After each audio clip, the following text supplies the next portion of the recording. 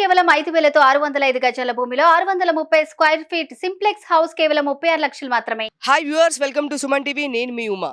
So మనం ఒక 2 days నుంచి ఇష్యూ నడుస్తుంది, చూస్తూనే ఉన్నాం. పల్లవి ప్రశాంత్. సో ప్రజెంట్ తను చెంచులగూడ జైల్లో ఉన్నారు. సో తనకి బెయిల్ కూడా వచ్చిందని చెప్పేసి నిన్నే చెప్పడం జరిగింది. బట్ ఇప్పుడు వరకు ఇంకా రిలీజ్ కాలేదు. ఆ ప్రొసీజర్స్ అయితే జరుగుతున్నాయి. సో ఈరోజు మనం ఇప్పుడు ఇక్కడ నాంపల్లి కోర్ట్ దగ్గర ఉన్నాము. లాయర్స్ ఇక్కడ మనతో పాటు ఉన్నారు. సార్ వాళ్ళతో మాట్లాడదాం. నమస్తే సార్. నమస్తే నమస్తే.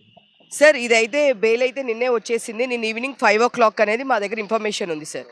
సో యాజ్ ఏ అడ్వకేట్గా మీకు ప్రొసీజర్స్ ఇవన్నీ ఉంటాయి. ఈ రోజు రిలీజ్ ఉంటుంది అని చెప్పారు. సో అసలు ఎందుకు అరెస్ట్ చేశారు, ఇప్పుడు దీని మీద అసలు బెయిల్ ఇచ్చారు సార్, కండిషన్స్ ఏంటి, దీనికి పూచీకత్తు ఇవన్నీ ఉంటాయని చెప్పేసి చెప్తున్నారు. అసలు ఏం జరిగింది, అసలు ఏంటి సార్, డీటెయిల్స్ ఏంటి? ఆర్గ్యుమెంట్స్ అయిపోయిన తర్వాత నిన్న సాయంత్రం మేడం 5 o'clock షూరిటీస్తోని ఇచ్చిన దానిక కోర్టు ప్రొసీజర్ ఉంటుంది. దానికి సాక్షులు సంతకాలు పెట్టాలి, చూసుకోవాలి, మళ్ళీ ఫైలింగ్ కావాలి. అన్నీ అయిపోయిన తర్వాత మళ్ళీ రిలీజ్ ఆర్డర్ కూడా ఉంటుంది అన్నట్టు. అది కోర్టు ప్రొసీజర్.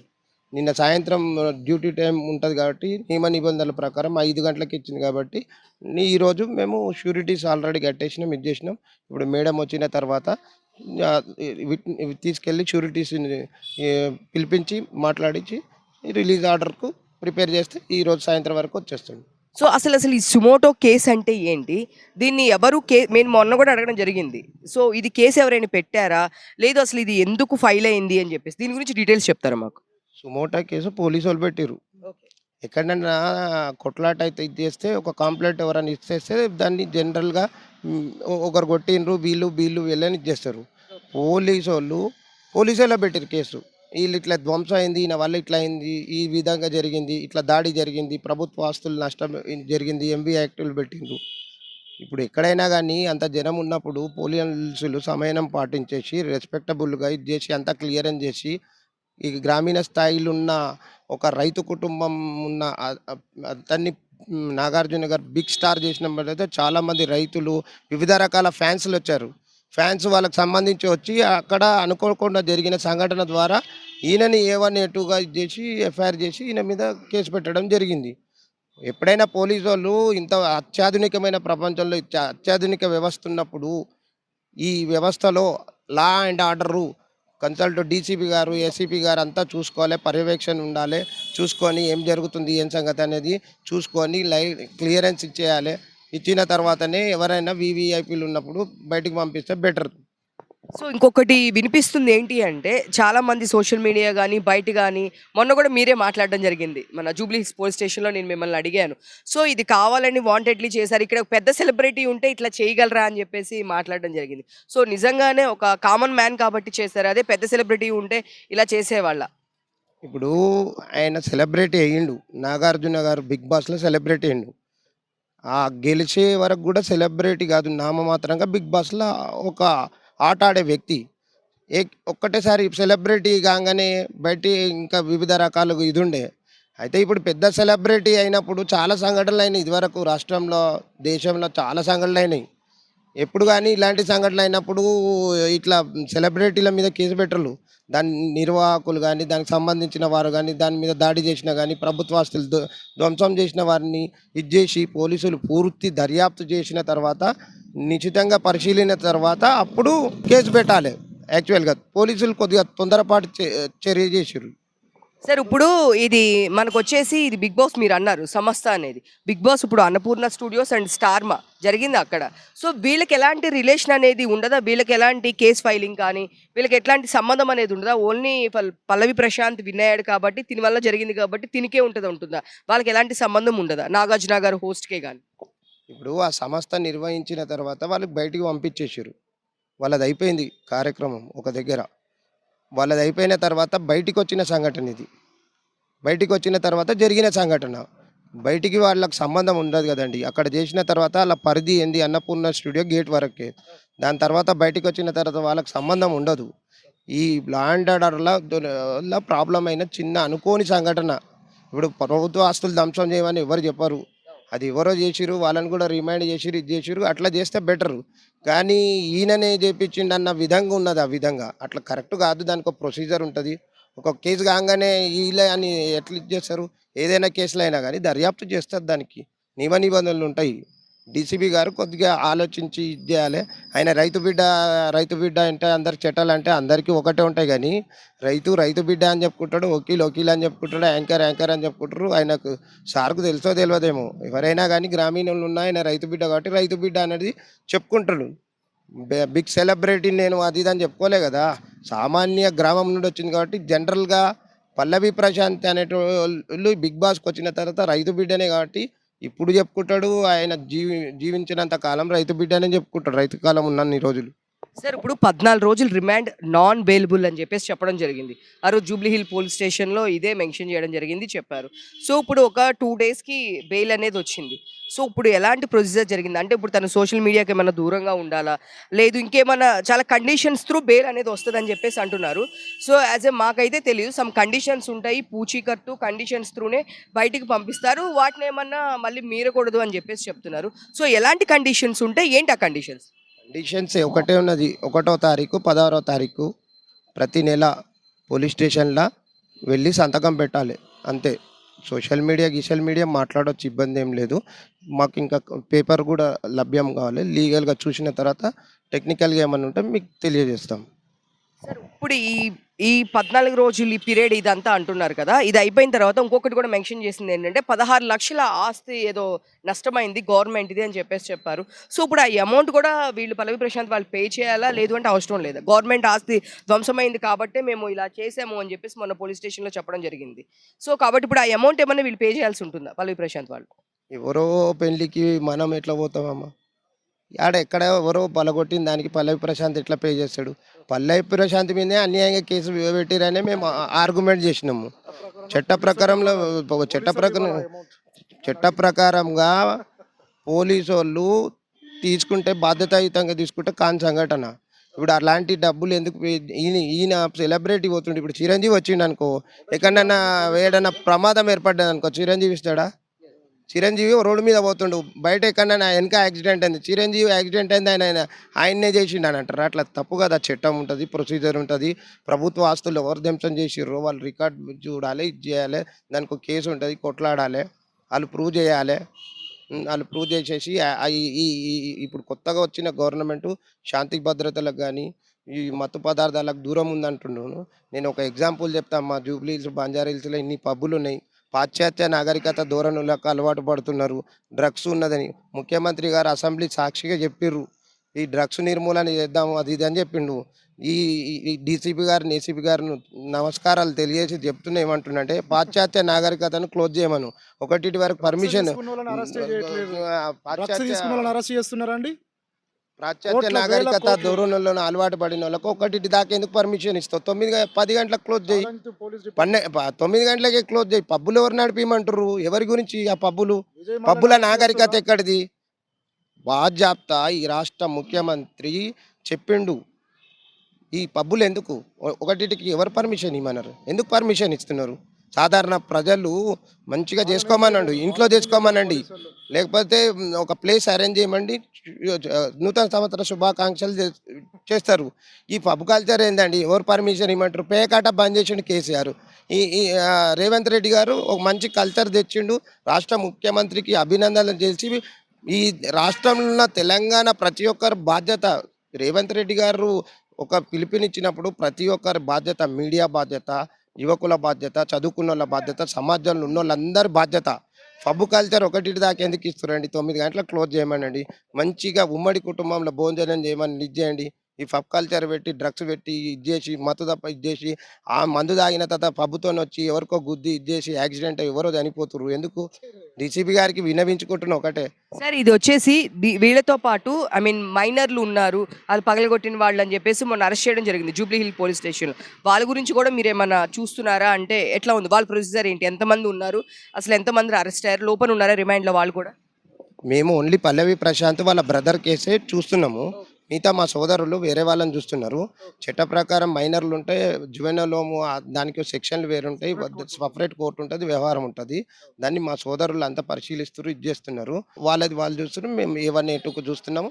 పల్లవి ప్రశాంత్కు ఈరోజు జడ్జి గారు రిలీజ్ ఆర్డర్ ఇవ్వగానే మేము వెళ్ళి తీసుకొచ్చి సో సార్ ఇప్పుడు పల్లవి ప్రశాంత్ మొత్తం ప్రొసీజర్ జరుగుతుంది కదా, ఏ టైంకి బయటకు వస్తారు పల్లవి ప్రశాంత్? మాక్సిమం 7 to 7:30 మధ్యలో బయటకు రావచ్చు. లీగల్ ప్రాసెస్ ఆల్రెడీ స్టార్ట్ అయింది.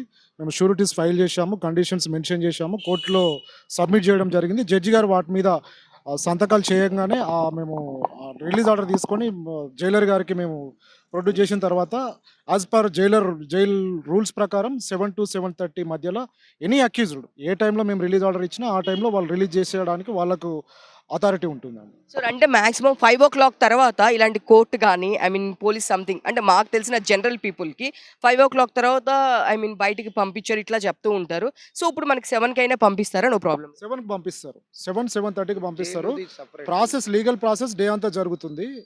ఆఫ్టర్ 5 తర్వాత వాళ్ళు ఎప్పుడైనా పంపొచ్చు. సార్ బోలే గారు ఆ రోజు మీరు బోలే గారితో పాటు వచ్చారు, ఆయన మాట్లాడుతున్నారు, చాలా బాధపడ్డారు, ఆ రోజు ఏడవడం కూడా జరిగింది బోలే గారు. సో ఇంకా ఎవరెవరు మీతో వాళ్ళు ఎవరైనా కాంటాక్ట్ ఉన్నారు? బిగ్ బాస్ కంటెస్టెంట్లు ఎవరైనా? సో ఎవరు ఉన్నారు సార్?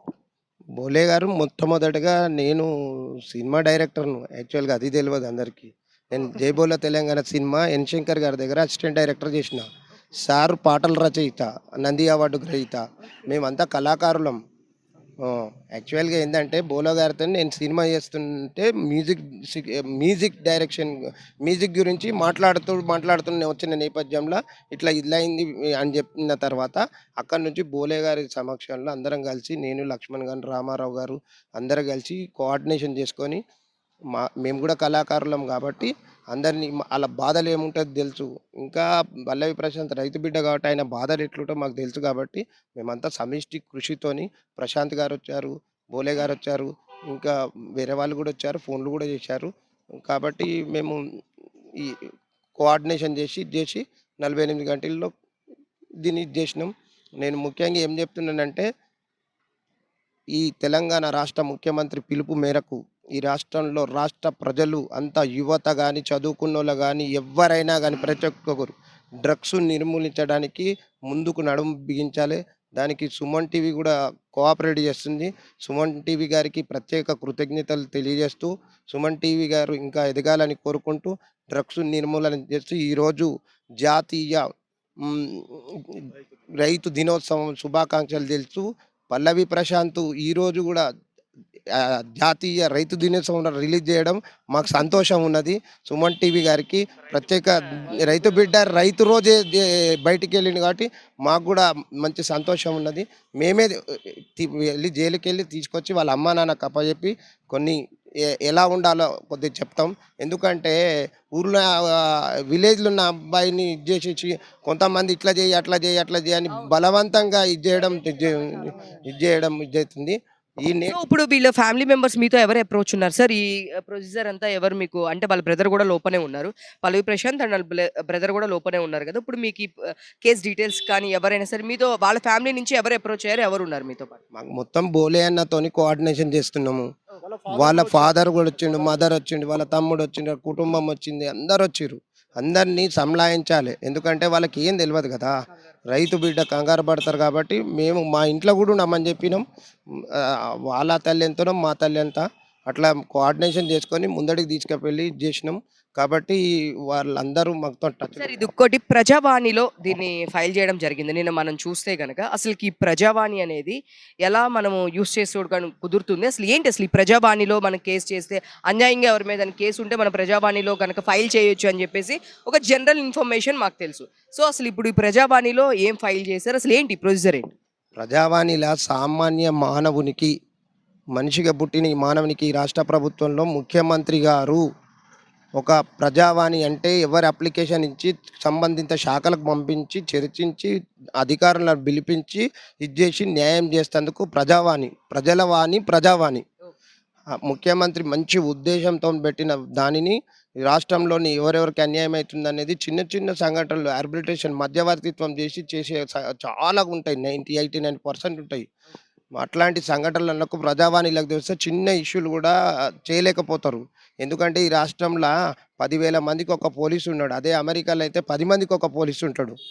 కాబట్టి నేనేమంటున్నంటే వాళ్ళ దృష్టికి వచ్చిన వివిధ డిపార్ట్మెంట్లకు పంపించేసి ఇది చేసి దాన్ని పరిశీలించి ఉన్నతాధికారులతో మాట్లాడి ఇలా ప్రజావాణి పెట్టడం వల్ల ప్రజలు కూడా ఈరోజు ముఖ్యమంత్రిని స్వచ్ఛందంగా ప్రశంసిస్తూ వాళ్ళ సమస్యలు చెప్పుకోవడానికి ఒక అన్న, ఒక పెద్దవాళ్ళైతే తమ్ముడు, ఒక కొడుకు, ఒక బ్రదర్ ఉన్నాడని ఇది చేసేసి మంచి ముఖ్యమంత్రిగా ఉన్నాడు. ఇట్లానే ఉంటే ఇంకో 10, 20 సంవత్సరాలు మంచిగా ఉంటాడు. ముఖ్యమంత్రి గారికి ఒకరే చెప్తున్నా, ఇట్లాంటి రైతు కుటుంబంలో వచ్చిన ఇట్లాంటి తొందరపాటు చర్య వల్ల కేసులు తొందర పెట్టడం జరుగుతుంది. హోంశాఖ మంత్రి గారు కూడా సారే ఉన్నాడు. కాబట్టి న్యాయంగా, జెన్యూన్గా, నిశితంగా పరిశీలించి సెలబ్రిటీలను కానీ, సినిమా వాళ్ళను ఆదర్శంగా ఉంటారు. వాళ్ళు ప్రపంచానికి ఆదర్శంగా ఉంటారు. ఒక చిరంజీవి కానీ, నాగార్జున కానీ, పవన్ కళ్యాణ్ కానీ, వెంకటేష్ కానీ ఒక మెసేజ్ ఇస్తే లక్షల మందికి, కోట్ల మందికి పోతుంది. అట్లాంటి సెలబ్రిటీలతోని డ్రగ్ నిర్మూలన గురించి తోడ్పడుతూ కోఆర్డినేషన్ చేయాలి. మా అన్న కోమటిరెడ్డి వెంకటరెడ్డి మినిస్టర్ గారు ఉన్నారు. వాళ్ళతోని ముందుకెళ్ళి ఈ డ్రగ్ గురించి, ఈ కల్చర్ గురించి సినిమా ఇండస్ట్రీలో అందరూ తోడ్పడి ఇది చేసి ఒక మంచి మెసేజ్ ఇచ్చేయాలని కోరుకుంటున్నాం. సార్ ఇప్పుడు పల్లవి ప్రశాంత్ ఇప్పుడు ఎన్ని మంత్స్ ఇట్లా చేయాల్సి వస్తుంది? అంటే ఫస్ట్‌నా ఐ మీన్ ఇప్పుడు జనవరి 1 అండ్ జనవరి 16 ఈ 2 డేట్స్ వచ్చి కోర్టులో ఎక్కడ సిగ్నేచర్స్ చేయాలి? ఇంకా ఇలా ఎన్ని మంత్స్ చేయాల్సి ఉంటుంది? కోర్టులో కాదమ్మా, పోలీస్ స్టేషన్లో చేయాలి. మేమే తీసుకెళ్తాము. ఒక బుక్ ఉంటుంది, దాని మీద సంతకాలు పెట్టాలి. పెట్టిన తర్వాత ఇది చేసిన తర్వాత కంటిన్యూ 2 మంత్స్ వరకు, 2-3 మంత్స్ వరకు ఉంటుంది. ఇప్పుడు ఈ టైంలో తను ఎక్కడైనా అవుట్ ఆఫ్ కంట్రీ కానీ బయటకు వెళ్ళడానికి ఎలాంటి పర్మిషన్స్ ఏమన్నా ఉంటాయా? వెళ్ళొచ్చా? ఏడికైనా వెళ్ళొచ్చమ్మా. ఆయన ఏమన్నా మేమని తప్పు చేసిండా? ఇగో ఇట్లా ప్రపంచంలో, దేశంలో అందరికీ ఉంటాయి కండిషన్స్, ఉంటాయి, రెస్పెక్ట్ ఉంటుంది, వ్యవహారం ఉంటుంది. ఈ పెద్ద సంఘటన కాదు, చిన్న సంఘటన. ఓ సెలబ్రిటీ అయినా రైతు బిడ్డ ఇదైంది కాబట్టి ఇంత పెద్దగా అవుతుంది. ఈ పాస్పోర్ట్ వస్తుంది, అన్నీ వస్తాయి. ఏమైనా తప్పు చేస్తే, అన్యాయంగా చేస్తే, ఇది చేస్తే కోర్టు కూడా ఇవ్వదు. కోర్టు కూడా బిలీవ్ చేయదు. ఆయన చిన్న కుటుంబం కాబట్టి బిలీవ్ చేస్తుంది, అన్నీ వస్తాయి. ఆయన విదేశాలకు వెళ్ళొచ్చు, ఎక్కడైనా వెళ్ళొచ్చు, ఇబ్బంది ఏం లేదు. సో చెప్పండి సార్, అంటే మీరు ఏదో పోలీసులకి సూచన అని చెప్పేసి అంటున్నారు, దేని గురించి అసలు ఏంటి? కామన్ అడ్వకేట్స్గా తెలంగాణ పోలీస్ డిపార్ట్మెంట్కి, తెలంగాణ పౌరుడిగా ఒక విన్నపం తెలియజేస్తున్నాను. ఈరోజు ఒక రైతు బిడ్డ సోషల్ మీడియాని ఆసరాగా చేసుకొని బిగ్ బాస్లో ఎంట్రీ అయ్యి విజేతగా నిలిచిన వ్యక్తిని ఆయన డిస్టర్బెన్స్ చేయకుండా, డ్యామేజ్ చేయకుండా, పబ్లిక్ ప్రాపర్టీని డ్యామేజ్ చేయకుండా, పోలీస్ డ్యూటీస్కి ఆటంకం కలిగించకుండా ఆయన మీద కేసు పెట్టి ఈరోజు జైలుకి పంపించడం జరిగింది, ఎఫ్ఐఆర్ చేయడం జరిగింది. అంటే ఏం చేయలేని వ్యక్తిని మీరు లోపలికి పంపించారు. 41E అనేది నోటీస్ ఇచ్చారు. పోలీసు ఆ డ్యూటీస్కి ఆటంకం కలిగితే ఆ నోటీస్ ఇస్తారు. ఆయన కలిగించిన వ్యక్తికి నోటీస్ ఇచ్చి, నేరం చేయని వ్యక్తికి మీరు ఎఫ్ఐఆర్ చేసి జైలుకు పంపించారు కదా.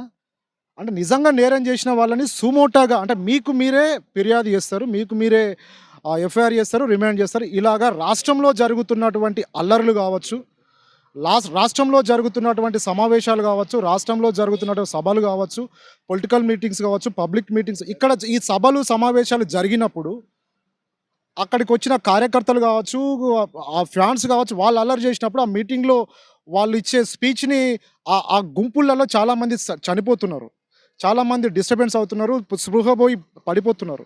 నిజంగా అలాంటి కేసులలో భవిష్యత్తులో రాబోయే ఆ తెలంగాణకు సంబంధించిన మీటింగ్స్లలో ఇలాంటి సంఘటనలు జరిగినప్పుడు మీరు నిజంగా సుమోటోగా పెట్టి కేసులు బుక్ చేసి వాళ్ళని అరెస్ట్ చేసే దమ్ము తెలంగాణ పోలీస్ ప్రభుత్వ యంత్రాంగానికి ఉందా అని నేను క్వశ్చన్ చేస్తున్నాను. నిజంగా మీరు పోలీస్ డిపార్ట్మెంట్లో సక్రమంగా డ్యూటీస్ నిర్వర్తిస్తే అలాగా చేయండి. మేము కూడా మీకు వచ్చి పోలీస్ డిపార్ట్మెంట్కి వచ్చి మీకు సన్మానం చేస్తాం, సెల్యూట్ కొడతాం.